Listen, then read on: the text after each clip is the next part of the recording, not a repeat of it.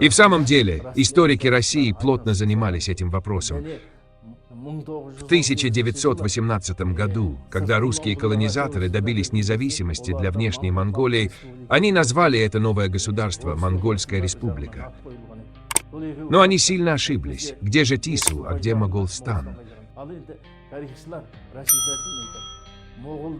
Рашид ад-Дин пишет, что моголы — это киреи, найманы, каныраты, дулаты, жалаиры, албаны, суаны. Но ведь это все ныне казахские племена.